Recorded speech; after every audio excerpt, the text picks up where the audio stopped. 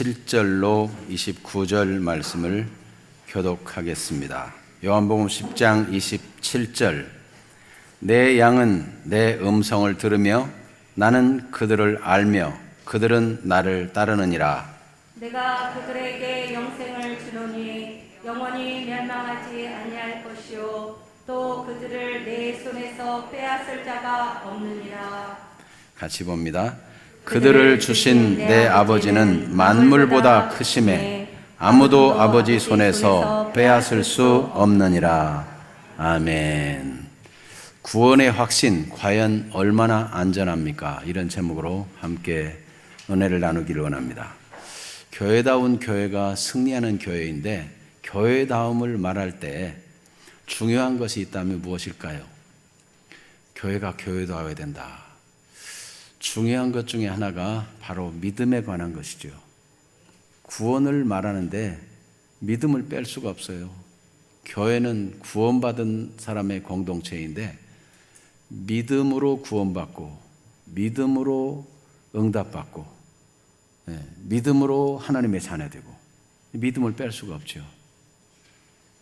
그런데 믿음에 있어서 구원을 확신하는 것이야말로 모든 다른 믿음들에 대한 출발점이 됩니다. 믿음으로 구원받는 것을 확신하는 것 말이죠. 그렇다면 정말 내 믿음은 구원을 확신해도 될 만큼 충분한가? 여러분, 오늘 죽어도 천국 갈 수 있습니까? 정말 그게 확실한 건지, 얼마나 확실한 건지. 지금은 그래도 교회 나와 있으니까 확실하지만, 코로나 걸려가지고 집에 못 나오고 있으면은 또 확실해지지 않는 것은 아닌지, 멀리 여행 가가지고 몇 주간 동안 해외여행을 하게 되면은 또 이 구원의 확신이 없어지는 것은 아닌지, 얼마나 확신하는지, 얼마나 자신이 있는지. 내가 믿는 구원이 확신하는 그것, 나는 확신한다고 생각하는데, 그거는 내 기분이나 내 사정과 관계없이 구원의 여부는 하나님이 판단하시는 거거든요. 하나님이 결정하시는 거고. 그런데 만약 죽어 그날 서봤더니 너 지옥 가라, 그러면 내가 아무리 확신했어도 소용없는 거거든요. 여러분, 죽어서 눈 떠보니까 천국이더라, 이러면 얼마나 좋겠어요. 나 그럴 줄 알고 교회 다녔는데 눈 떠봤더니 지옥이더라, 이러면 어떻게 해요? 여러분, 정말 구원이 확실해야 되는데, 확실한 건지, 정말 내가 믿는 믿음이 올바른 건지, 정말 나는 안전한 건지, 이런 게 분명히 되지 않으면 이게 그냥 그렇다고 하자 그리고 살다 보면 나중에 한계가 오는 때가 있습니다. 그래서 구원의 확신 아주 분명하게 가져야만 되는 거예요. 정말 안전한지, 돌다리도 두드려 보고 간다잖아요. 돌 멀쩡한데 왜 두드리느냐? 돌이 밑에가 엉성해가지고 확 뒤집히는 수도 있더라고요. 여러분이 딛고 있는 믿음의 발판이 정말 안전한가? 여러분 평생 그렇게 믿어도 충분한가? 오늘 하나님의 인도받기를 원합니다. 말씀의 빛, 성령의 빛을 통해서 말씀이 알아지고 깨달아지고 믿어지는 시간이 되기를 축복합니다. 그래서 세 가지로 말씀드리려고 하는데, 우리는 그렇게 구원받는 믿음이 그렇게 중요하고 무엇보다도 확신을 가져야 될 중요한 사안이라고 생각하는데, 현실적으로 보면 사람들은 구원, 영생 이런 것에 대해서 별 관심이 없어요. 별로 구원, 영생, 복음 말해도 별 반응이 없어요. 왜 그럴까? 우리에게 그렇게 중요한 거를 다른 사람들은 왜 중요하게 여기지 않고 관심도 없고 반응도 없을까? 두 번째로는 이 구원에 대한 말씀, 이 말씀을 주신 때가 언제인가를 알면은 거기서 빛을 받게 됩니다. 예수님이 지금 어떤 배경에서 이 말씀을 하셨을까? 그러면 이 말씀을 이해하는 빛이 들어와요. 언제 이런 말씀 하셨을까? 왜 하필이면 이 시점에 이 말씀 하셨을까? 그것을 발견함으로 빛을 얻는 시간이 되기를 바랍니다. 세 번째는 내가 받은 구원의 확신이라는 건 정말 얼마나 안전한가, 무엇 때문에 안전하다고 말할 수 있는가, 정말 그것은 아주 튼튼해가지고 절대 무너지지 않을 다리와 같은 것인가, 아니면 태풍 불면 무너지고 속상하면 무너지고 사업 어려워지면 망하고 뭐 그런 것인가. 태풍이 와든 비바람이 치든 반석 위에 지은 집과 같이 비가 내리고 장수가 막 몰려오고 그래도 끄떡없는 그런 견고한 집과 같은가.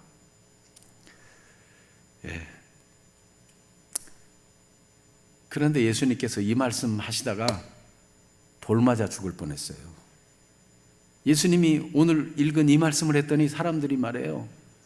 막 돌을 치려고 한 거예요. 근데 돌을 맞을 걸 모르고 예수님이 이 말씀 하셨을까? 예수님은 이런 말 하다가 돌 맞을 거 뻔히 아는데도 왜 이런 말씀을 구태여 하시나? 가뜩이나 지금 막 이리 때처럼 덤비고 잡아 죽이려고 하는 이때에 왜 하필이면 이런 말씀을 해가지고 또 불리한 입장에 서시나? 왜 그랬을까? 하는 것을 말씀의 인도 따라 살펴보기를 원합니다. 먼저 현실적으로 사람들이 구원, 영생 이런 말씀에 반응하지 않는 이유가 무엇일까 하는 것입니다. 그들이 반응하지 않는 것은 이 구원의 말씀을 들으려고 하지 않는 거예요. 그럼 도대체 왜 들으려고 하지 않는가? 왜 구원의 복음을 듣지 않는가?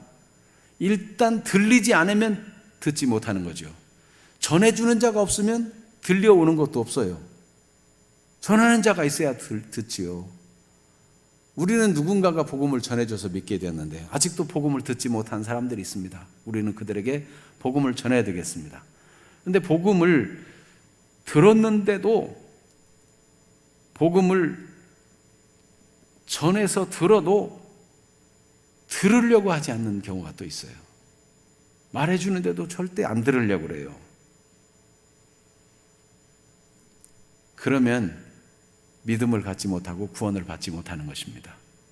오늘 우리가 이렇게 예배를 드리면서도 믿는 사람이고 다 마땅히 말씀을 들어야 되잖아요. 그런데 그 어떤 상처라든지 어떤 문제 때문에 듣기 싫어하고 안 들으려고 하면은 안 들리는 거예요. 귀는 다 있는데 안 들으려고 하면 안 들려요. 그래서 예수님께서 안타까워하시는 거죠. 듣는 자가 되기를 원하시는 거죠. 하나님께서도 이사야 6장에 보면은 이 백성이 귀가 있어도 듣지 못하고 눈이 있어도 보지 못하고 마음으로 깨닫지 못하였다 하고 탄식하는 내용이 나와요. 아예 그들로 하여금 눈이 감기게 하라. 그들로 하여금 들어도 깨닫지 못하게 하라. 그런 말씀을 해요. 오죽 답답하면 그런 말씀을 하실까요?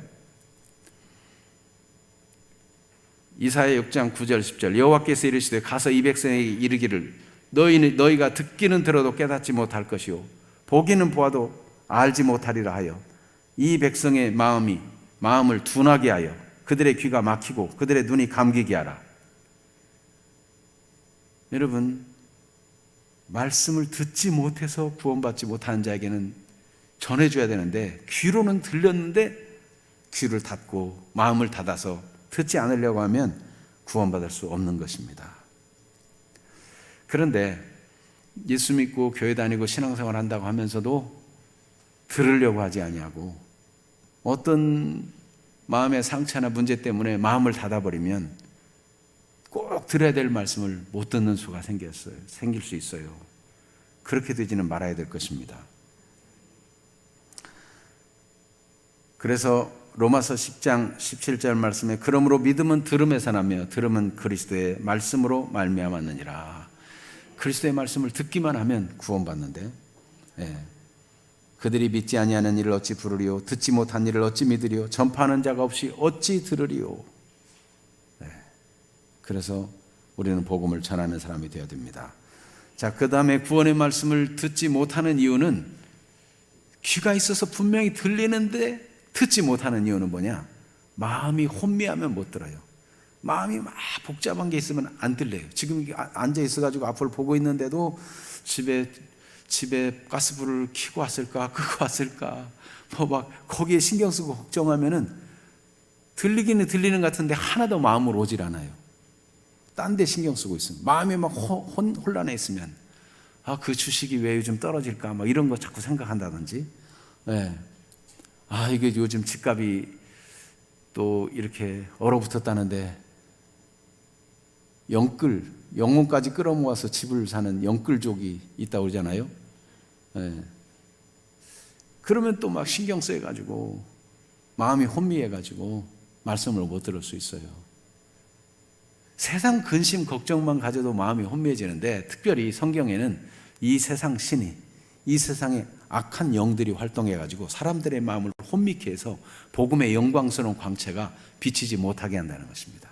그래서 옛날부터 들었던 귀신 이야기, 무슨 묘자리를 잘 써야 된다는 얘기, 이름을 바꿔야 된다는 얘기, 뭐 손 없는 날 이사 가야 된다는 얘기, 막 이런 것들이 마음을 꽉 장악하고 있으면 복음을 들어도, 구원의 복음을 들어도 자기 것이 못 되는 거예요. 자꾸 요행, 운수, 뭐 이런 생각이 막 꽉 쪄들어 있으면 복음이 듣긴 듣는데 들려지질 않는 거죠. 왜요? 그런 것 때문에 혼미해가지고. 네.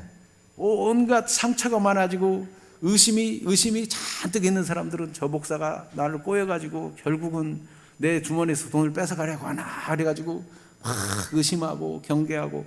여러분, 정말 안 된 거는 사기꾼한테는 마음의 빗장을 활짝 열어놓고 진실하게 믿고 신임해야 될 사람들한테는 마음을 걸어 잠그는 사람은 불행한 사람이에요. 여러분, 하나님은 우리를 사랑하십니다. 하나님의 말씀은 진리입니다. 하나님은 절대로 뭐가 없어가지고 우리 것을 뺏어가는 분이 아니에요.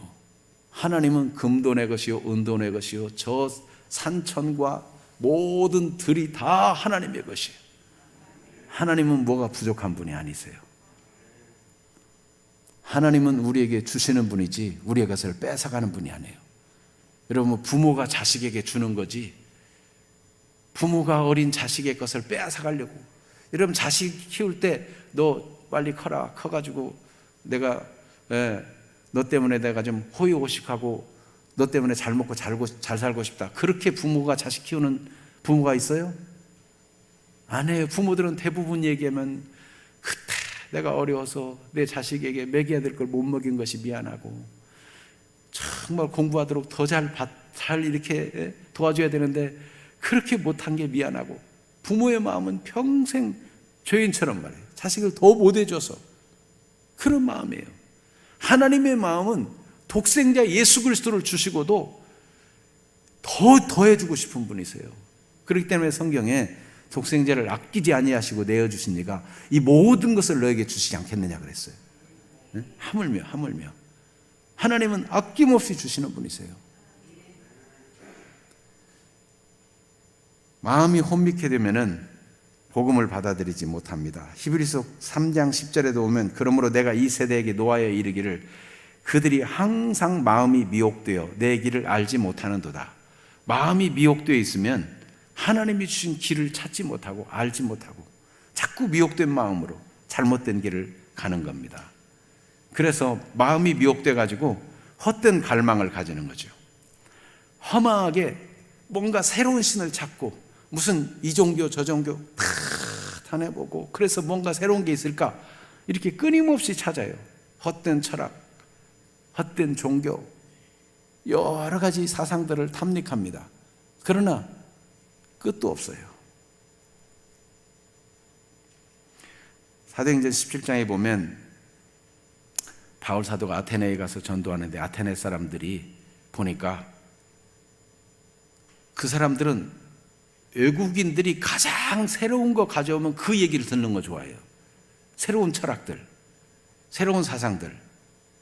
그리고 사도행전 17장 21절 22절을 보니까 모든 아덴 사람과 거기서 나그네 된 외국인들이 가장 새로운 것을 말하고 듣는 것 이외에는 달리 시간을 쓰지 않더라는 거예요. 온통 새로운 것. 그래서 바울이 아레바고 가운데 서서 말하되 아덴의 사람들아, 너희를 보니 범사에 종교심이 많도다. 새로운 걸 막 찾는데 온갖 새로운 종교들, 새로운 신들을 막 찾는 거예요. 그러나 허망한 것일 뿐인 것입니다. 여러분, 해 아래 새 것이 있을까요?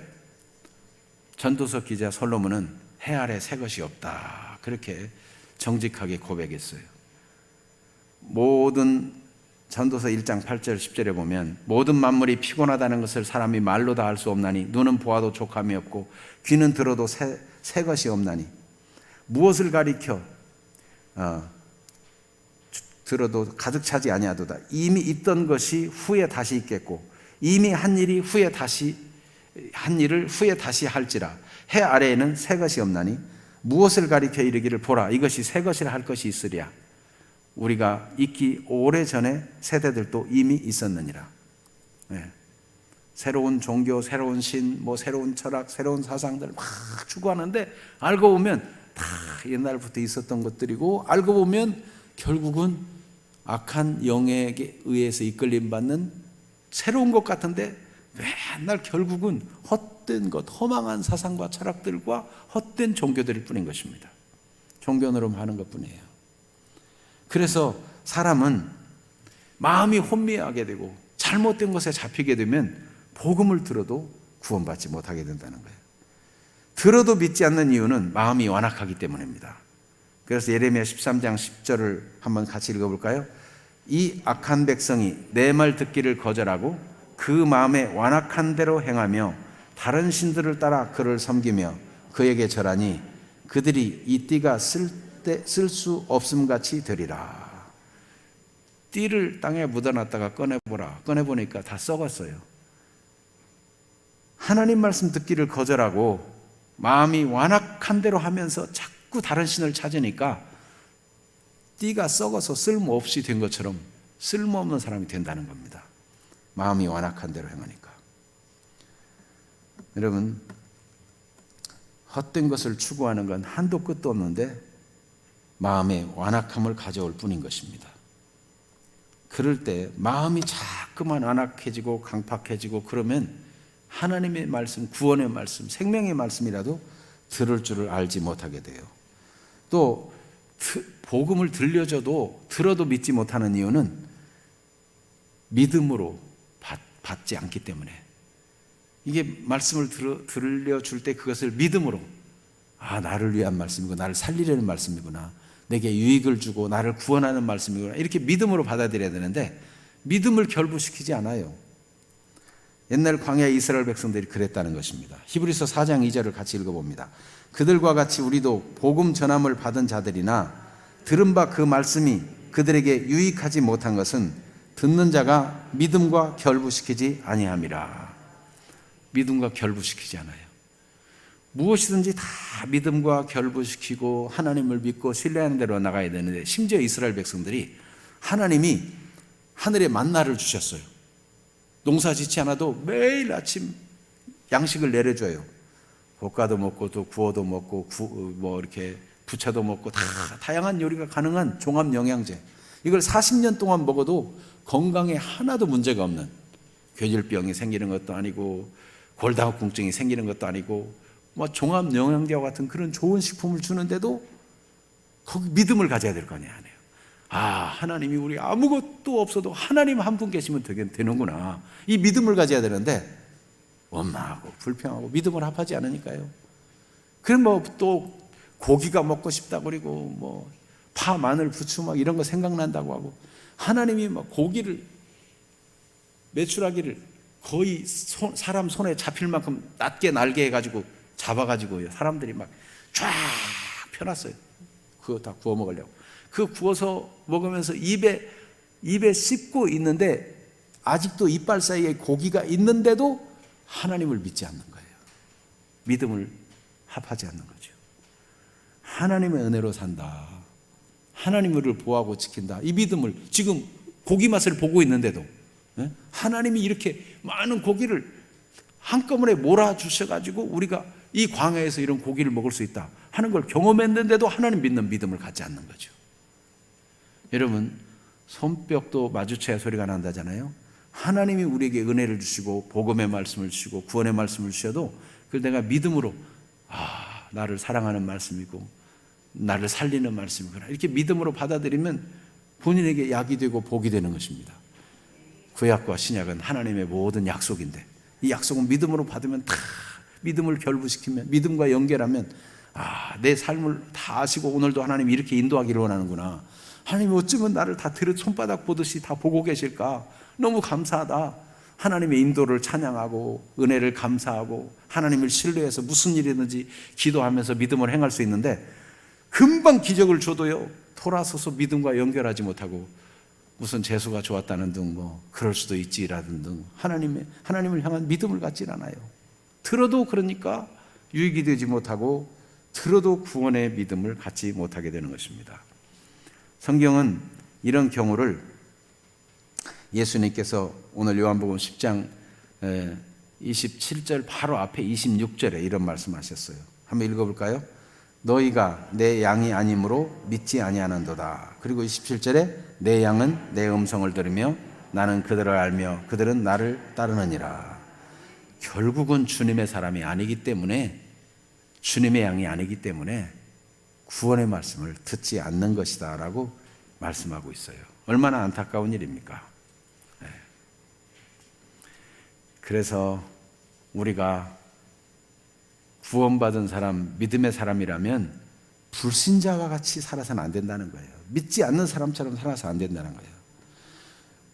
구원의 말씀을 듣지 못하는 자들은 주님의 사람이 아니라는 사실 때문에 이게 우리가 말해요.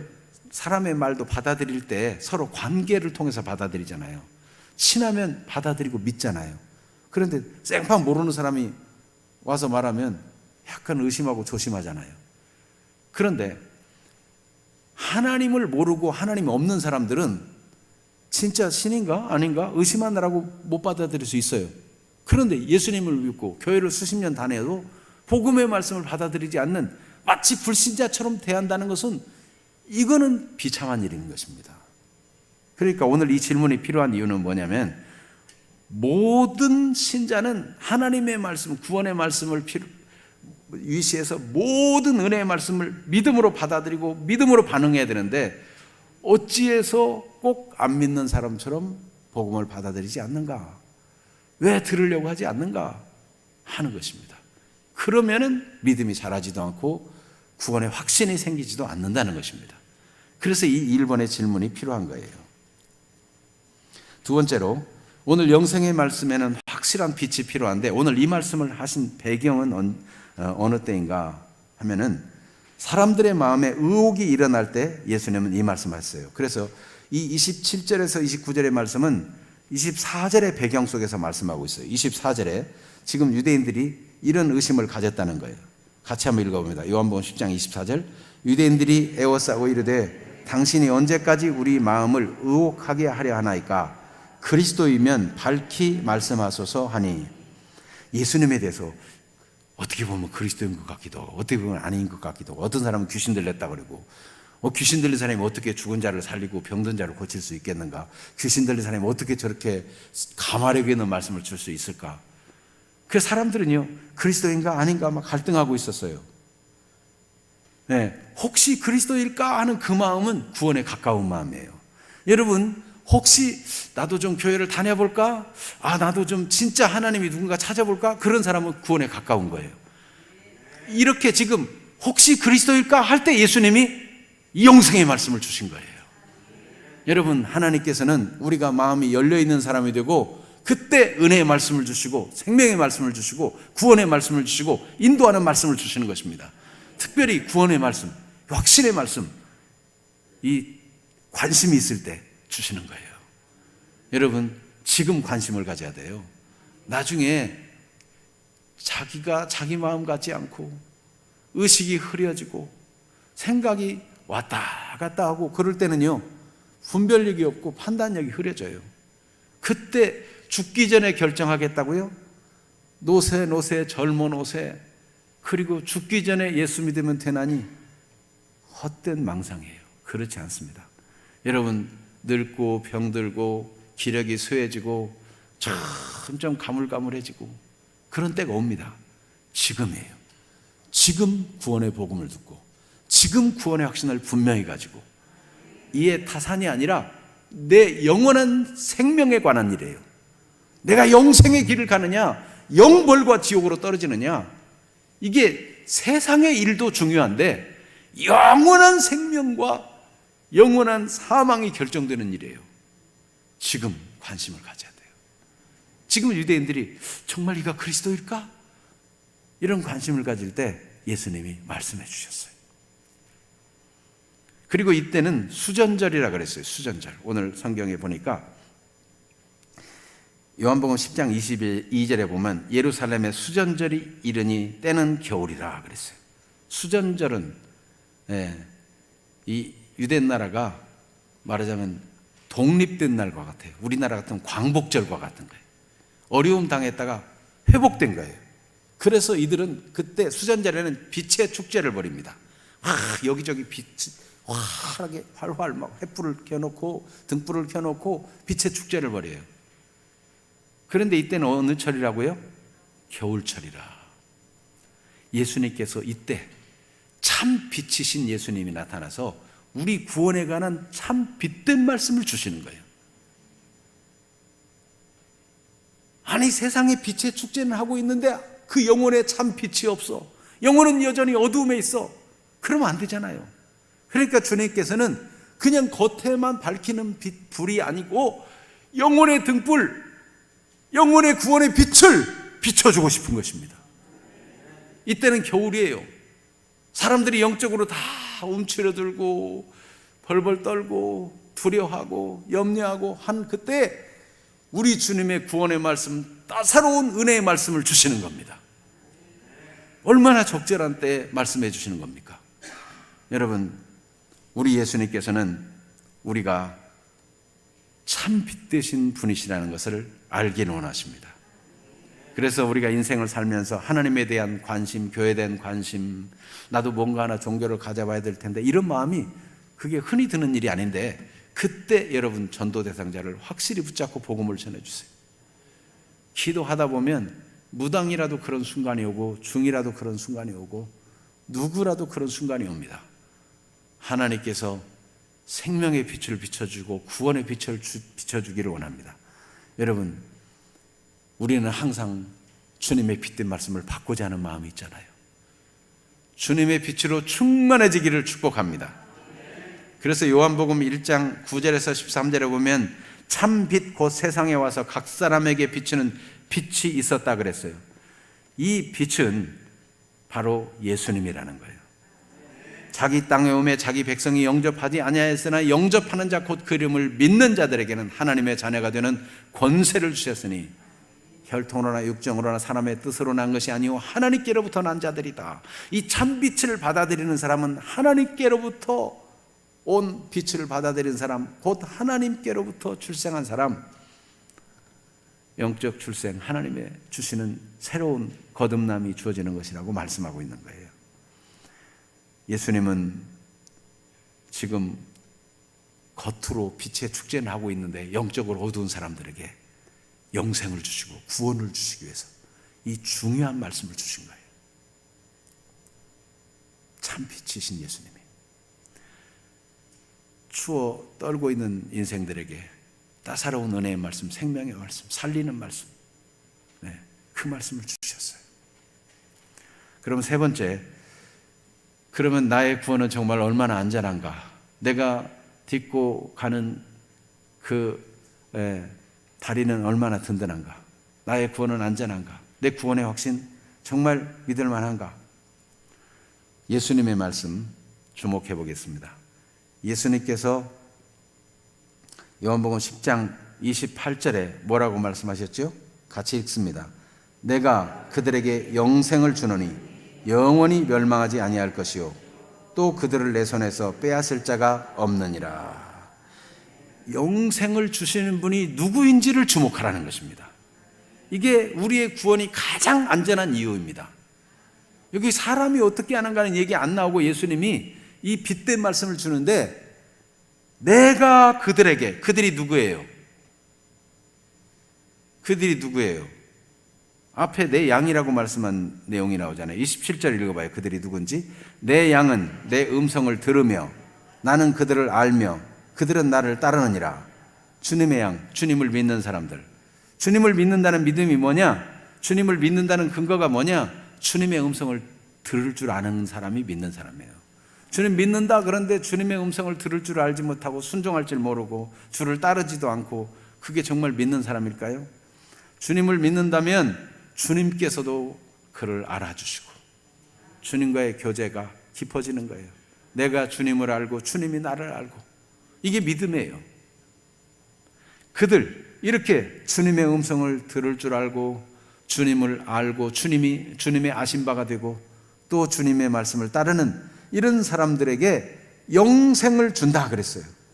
여러분, 여기서 영생을 주시는 분이 누구예요? 예수님이, 내가 그들에게 영생을 준다 그랬죠. 예수님이 영생을 주는 거예요. 그러니까 안전해요. 예수님은 성삼위 하나님 중에 제2위 하나님이십니다. 예수님은 우리 죄를 혼자 다 담당하시고 십자가에 죽으신 분이십니다. 그가 죄 없기 때문에 하나님이 그를 다시 살리신 분입니다. 그 예수님이 우리에게 영생을 준다고 말씀했기 때문에 가장 안전한 겁니다. 근데 예수님은 줬다가 뺏었다가 줬다가 뺏었다 그런 분이던가요? 예수님은 준다 그러면 주시는 분이시고 준 것을 빼앗지 않아요. 또 예수님께서 영생을 주신 사람은 내 사람이다 라고, 내 것이다 라고 말씀해요. 그래서 나의 소유, 내 양 이렇게 표현하죠. 그런데 예수님이 영생을 줘가지고 너는 내 거야 라고 주님의 소유를 삼은 사람을 다른 누구에게 뺏기는 일이 있다고요? 없어요. 예수님의 소유가 되면 예수님은 절대로 뺏기지 않습니다. 예수님의 손이 우리를 붙들고 있는 거예요.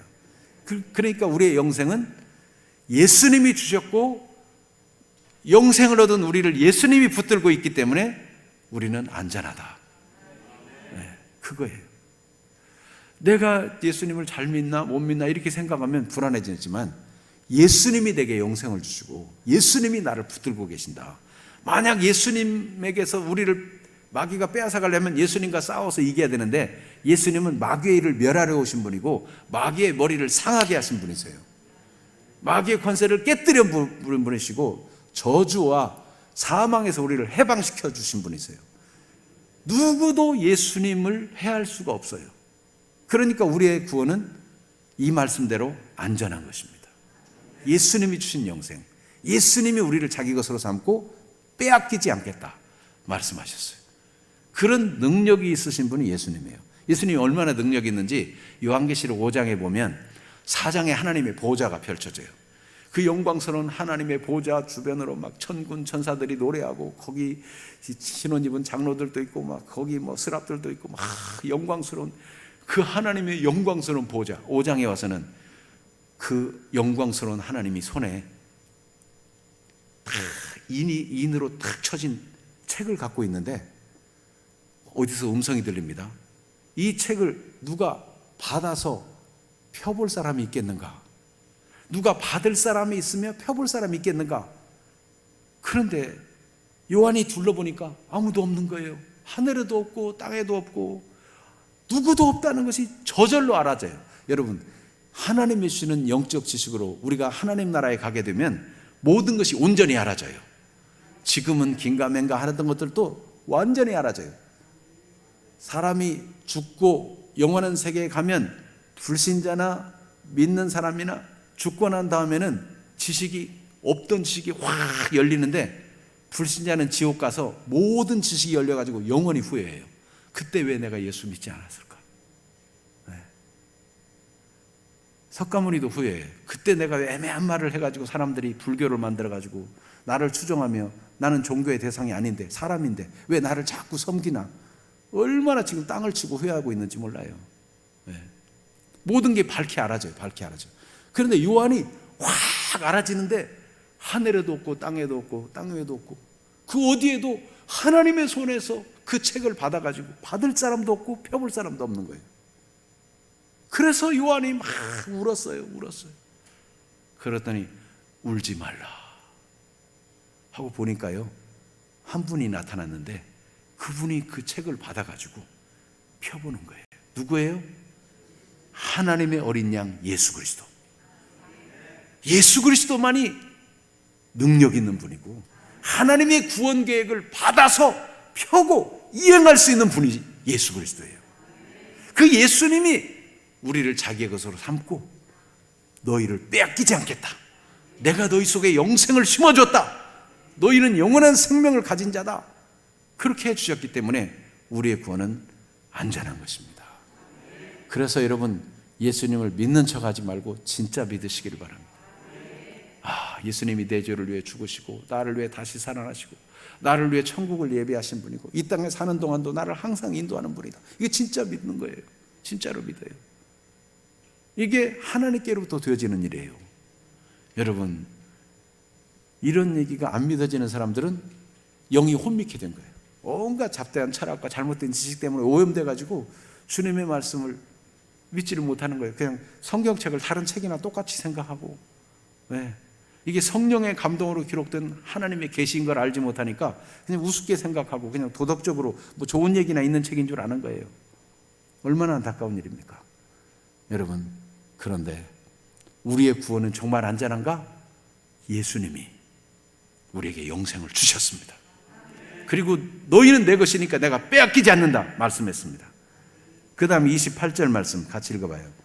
내가 그들에게 영생을 주노니 영원히 멸망하지 아니할 것이요 또 그들을 내 손에서 빼앗을 자가 없느니라.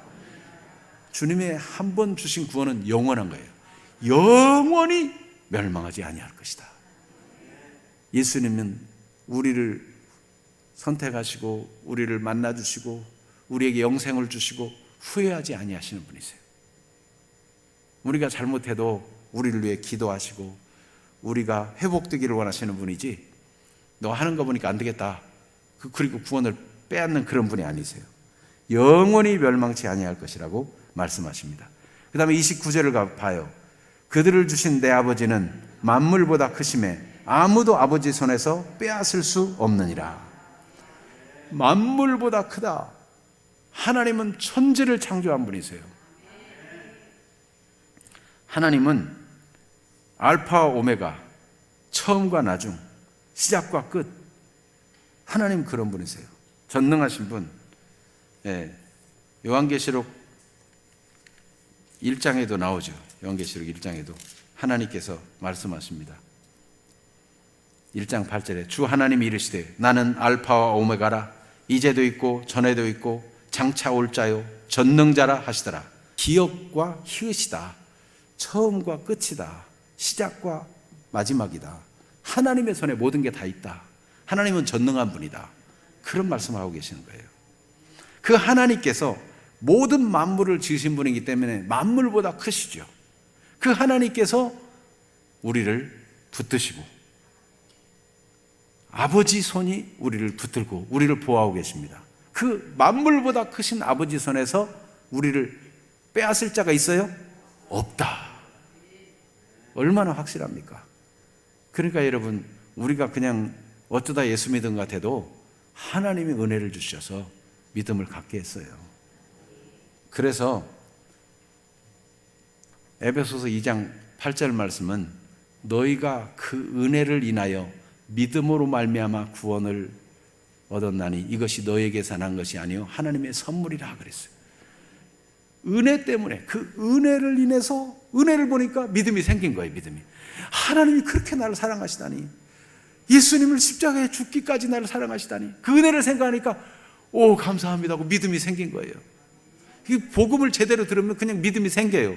내가 믿어야지 그런 게 아니고 내가 이렇게 믿어줬는데 하고 자기를 믿음이 뭐 공로인 양 자랑하는 게 아니라 그 은혜를 생각하니까 그냥 오 감사합니다 감사합니다. 여러분, 자녀가 부모의 은혜를 철이 들어가고 알고 보면 그냥 감사한 거예요. 감사한 거예요. 우리 부모님이 나를 위해서 저렇게 손이 굽고 갈라지고 저렇게 늙도록 나를 위해 수고하셨구나. 그냥 내가 막 우리 부모님을 믿어드려야지 내가 우리 부모님을 믿고 우리 부모님을 좋게 생각해야 돼. 좋게 생각하자. 그리고 자기 암시를 해가지고 부모님을 좋게 생각하고 효자가 됩니까? 부모님의 은혜만 생각하면 부모님의 은혜 생각하면 저절로 그냥 감사하고, 부모님이 무슨 말을 해도 믿어주고. 여러분, 하나님의 은혜는 부모님의 은혜하고 차원이 달라요. 얼마나 크고 놀라운지.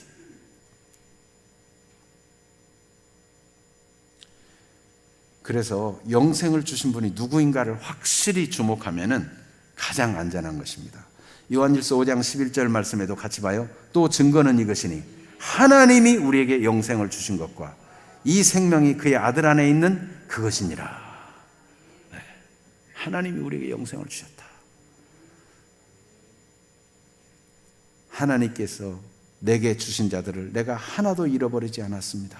이렇게 예수님이 기도하고, 예수님은 하나님이 우리를 예수님의 손에 주고, 예수님은 우리를 위해서 십자가의 희생을 통해서 구원해 주시고 영생을 우리에게 주시고, 그래서 우리의 구원은 성삼위 하나님의 합작품이에요. 하나님이 우리에게 영생을 주셨어요. 자, 그 다음에 영생을 주신 분이 얼마나 위대한가를 주목해 보면 우리의 구원이 얼마나 안전한가를 알 수 있어요. 영생을 주신 분이 얼마나 위대해요. 그 사랑의 위대함을 로마서 5장 7절 8절이 말씀하고 있어요. 의인을 위하여 죽는 자가 쉽지 않아요. 저 사람 의로우니까 내가 대신 죽어주겠다, 그럴 사람 있어요? 선인을 위해서, 저 사람 착하니까 내가 그를 위해 용감히 죽어주겠다, 그런 사람 혹 있을까요? 그런데 8절 같이 읽어볼까요? 우리가 아직 죄인 되었을 때 그리스도께서 우리를 위하여 죽으심으로 하나님께서 우리에게 대한 자기의 사랑을 확증하셨느니라. 우리가 아직 죄인 됐을 때를 쉬운 말로 하면 우리가 아직도 싹수가 없을 때, 아무런 가망성도 안 보이고 기대할 것도 없는 그런 때에 하나님 우리를 사랑하셔가지고 내가 구원해야 되겠다, 내가 저를 위해서 목숨을 버려야 되겠다, 이렇게 결정하시고 하나님 우리를 사랑한 것을 확증해 주셨다는 거예요. 세상에 이런 위대한 사랑이 어디 있어요? 네? 여러분, 누군가를 위해 희생한다면 그래도 희생할 만한 가치 있는 사람을 위해서, 가치 있는 일을 위해서 희생하는 건데, 우리는 아무 가능성도 보이지 않고 여전히 죄 가운데 있는데 우리를 위해서 예수님이 죽어주셨으니 이 위대한 사랑, 그 사랑을 우리가 받은 거예요. 그래서 로마서 8장 31절에서 39절에 보면 하나님이 우리를 위하시고 주님이 우리를 위하시니까 그 사랑, 하나님이 그 위대한 사랑에서 절대로 끊어지지 않는다. 지금도 하나님을 위하고 계시기 때문에 우리는 안전한 것입니다. 하나님은 한 번만 위하는 게 아니고 계속 끊임없이 끝까지 우리를 위하고 계십니다. 옆 사람에게 따뜻한 마음으로 얘기해 주세요. 하나님이 성도님을 정말 위해 주고 계십니다. 하면 하나님의 음성을 들려주세요. 옆에 앞뒤 좌우로 하나님이 정말 위해 주고 계십니다. 하나님이 사랑하고 위해 주시는 분이세요. 이걸 놓치면 안 돼요. 여러분 마음을 혼미케 하게 될 때도 하나님이 나를 위하시는데 누가 우리를 대적하리요? 그리스도의 사랑에서 누가 끊으리요? 하나님이 우리를 위해 주고 계시고 그 끈질긴 사랑, 내가 아무 가능성도 없고 희망도 없을 때부터 나를 사랑하기로 결정하신 그분이신데, 그래서 여러분 영생의 확신이 내게로부터 나오는 것이 아니라 누구에게 나와요? 하나님, 그리고 그 하나님의 위대한 사랑, 그 하나님의 그 위대하심, 거기에 기대니까 안전한 거예요. 하나님을 신뢰하는 믿음이 우리의 구원을 안전하게 만들고 흔들림이 없게 만드는 것입니다. 절대 우리 구원을 뺏기지 않겠다는 거예요. 그런데 예수님께서 이 말씀하시다가 돌 맞을 뻔했어요. 그래서 예수님이 이 말씀을 한 다음에 사람들이 돌을 치려고 한 내용이 나오죠. 31절, 예수님이 이 말씀이 이제 30절까지 끝나고 31절 읽어볼까요? 유대인들이 다시 돌을 들어 치려 하거늘. 전에도 돌을 들어 치려 했는데 예수님이 이 말씀할 때 돌을 들어 치려 했어요.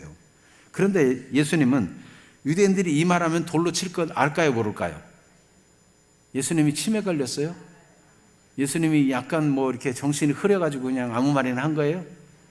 예수님은 이 말하면 틀림없이 돌로 칠 걸 알았어요. 위험한 순간을 맞이할 걸 알았다고요. 그런데 왜 꼭 이 말씀을 하셔야만 했을까요? 예수님은 돌에 맞을 뿐만 아니라 죽기까지 한다 할지라도 우리의 구원이 안전하다, 든든하다, 흔들리지 마라, 그렇게 말해주고 싶은 거예요. 목숨 걸고 말씀해 준 거예요. 여러분, 구원의 확신에 흔들리는 사람 되지 않기를 바랍니다. 주님이 돌을 맞을 위기를 겪으면서까지도 말씀해 줬는데 이 말씀을 붙들어야 되죠. 자꾸 마귀가 와서 속이고 거짓말로 속이고 마음을 혼미케 하고 그런 일이 있어도, 여러분 삶에 실패가 오거나 마음의 감정이 흔들릴 때도 이 말씀을 붙들기를 바랍니다. 주님은 돌에 맞아 죽는 한이 있더라도 이 말씀을 꼭 알게 해주고 싶은 거예요. 내가 너에게 영생을 주었다. 너는 내 손에서 내가 절대 빼앗기지 않는 내 사람이다. 만유보다 크신 하나님 아버지의 손도 붙들고 있다. 너희는 절대 혼자가 아니야. 세상 끝날까지 내가 너를 항상 지키고 위하고 있는 거야. 이거를 예수님은 꼭 알게 해주고 싶은 거예요. 다른 건 몰라도 이걸 알면은 교회다운 교회가 되고 승리하는 교회가 되는 것입니다. 그래서 흔들리지 말아야 돼요. 흔들리면 속고 지는 거예요. 기도하다가도 의심하고 흔들리면 응답을 받기를 기대하지 말라고 하잖아요. 구원의 확신을 자꾸 마귀가 와서 속삭여도 절대로 흔들리지 말기를 바랍니다. 여러분, 그래서 예수님을 믿을 때는 진실하게 진짜 믿는 거예요. 내가 골라가지고 이거는 이 말씀은 좋으니까 믿고 이 말씀은 아이고 헌금하라는 말씀이네 안 믿고, 그런 게 아니고 모두 전폭적으로 믿어요. 그러면 하나님께서 이 모든 것을 너에게 더하시리라. 하나님은 은혜가 풍성한 분이고 하나님을 알아가면 알아갈수록 더 깊이 알게 하시고 더 풍성한 분이세요. 그래서 요한일서 5장 4절에 보면 무릇 하나님께로부터 난 자마다 세상을 이기느니라. 세상을 이기는 승리는 이것이니 우리의 믿음이니라. 믿음으로 승리하는 것입니다. 에베소서 2장 8절 말씀 같이 읽어볼까요? 너희는 그 은혜에 의하여 믿음으로 말미암아 구원을 받았으니 이것은 너에게서 난 것이 아니요 하나님의 선물이라. 자랑할 것이 자기에게 있지 않아요. 확신이 자기에게 있는 것이 아니고 하나님의 말씀이 있고 하나님의 손에 있어요. 그러니까 안전해요. 선물을 받아가지고 내가 잘났으니까 선물 줬다 이렇게 자기를 자랑하는 사람이 있어요? 아무것도 안 했는데 선물을 받았어요. 그냥 거저 선물을 받았어. 왜 나를 사랑해서 이렇게 선물을 줄까? 나는 이런 선물 받을 자격도 없는데 그냥 선물 준 분이 너무 고맙고 감사해서 자꾸 선물 준 분을 자랑하게 되는 것처럼 우리의 믿음이라는 건 그런 거예요. 우리 믿음은 내세울 게 아무것도 없어요. 하나님의 은혜를 생각하면 당연히 믿는 게 당연하지. 그렇게 믿는 거가 진짜 믿음이에요. 예? 억지로 막 믿어지지 않는 걸 막 믿으려고 애쓰는 거는 그건 하나님께로 난 믿음이 아니에요. 하나님께로부터 난 믿음은 하나님의 말씀과 그 은혜를 듣고 깨달아가지고 마음으로 그렇구나. 세상에 어떻게 이런 일이, 아니 나 같은 죄인을 어떻게 이런 사랑을 주실 수가 있다니. 주님 감사합니다. 믿습니다. 이게 저절로 믿어지는 것, 그게 하나님께로부터 난 믿음이고 하나님의 선물을 받은 사람이에요. 여러분, 억지로 믿는 사람이 아니라 하나님이 주시는 믿음의 사람, 그래서 흔들리지 않는 믿음의 든든함을 가지는 그런 사람 되기를 바랍니다. 예수님의 심정은요, 그렇게 돌에 맞을지라도 꼭 흔들리지 말라고 영생의 말씀을 주신 것과 같은 내용들이 마태복음 26장 53절에서도 나오는데, 예수님께서 베드로가 칼을 뽑아가지고 예수님 위한다고 칼을 휘둘러 사람의 귀를 뱉잖아요. 칼을 칼집에 꽂으라 그러면서 내가 하늘에 12군단 더 되는 하늘의 군대를 동원할 수 없는 줄 아느냐? 만일 그렇게 해서 이 판을 다 뒤집고 내가 안 죽으려고 한다면 성경이 나를 위해서 기록된, 성경이 이렇게 되리라 기록된 말씀이 어떻게 되겠느냐? 내가 너희를 위해서는 성경대로 죽고 희생해서 너희를 구원해야 되니까 그렇게 칼로 하려고 하지 않아도 된다, 이렇게 말씀했어요. 예수님은 자기 편에서 생각하는 것이 아니라 하나님의 편에서 생각하시는 분이세요. 그래서 우리를 사랑하시고 구원하신 거예요. 예수님이 십자가에 달려 돌아갔을 때도 여기 누가복음 말씀에 보면은 사람들이 예수님을 막 비난하고 조롱하는데 무슨 말까지 하냐면, 저 예수는 남은 구원했는데 자기를 구원하지 못한다? 한번 내려와서 자기를 구원해봐라. 심지어 강도도, 예수여, 당신 자신도 구원 못합니까? 당신을 구원하고 우리도 좀 구원해보세요. 조롱합니다. 그런데 예수님은 그 십자가에서 안 내려와요. 어떤 분은 이런 그림을 가졌어요. 예수님이 십자가에서 십자가를 꽉 붙들고 있는 거예요. 안 내려가려고. 왜요? 예수님이 그냥 능력이 나타나는 대로 하면은 십자가에 내려가가지고 다 초토화시켜야 돼. 예수님은 우리를 얼마나 사랑하는지, 하나님의 뜻을 받들어 우리 죄를 없이 하기 위해서 죽으시려고 자기를 구원하지 않고 자기는 십자가에 죽으시는 거예요. 하나님은 돌에 맞아도 십자가를 져도 우리를 살리기를 원하고, 우리가 절대로 구원의 확신이, 안전한 구원의 확신을 가지고 흔들리지 않기를 원합니다. 이후로 여러분, 마귀가 어떻게 와서 속삭여도 흔들리지 않는 믿음의 사람들이 되어서 그 위에 믿음이 자꾸만 자라나는 그런 사람 되기를 바랍니다. 나무 사다 놓고 잘 믿어지지 않으면 자꾸 흔들어 보세요. 여기 화분도 갖다가 맨날 와서 흔들면 어떻게 되겠어요? 자라기는커녕 그냥 죽어요. 여러분, 마음이 흔들리면 여러분 화분에다 나무 하나 심어놓고 자꾸 흔들어 보세요. 어떻게 되는가? 그러면 계속 흔들 마음이 생기는지. 절대로 그러지 마세요.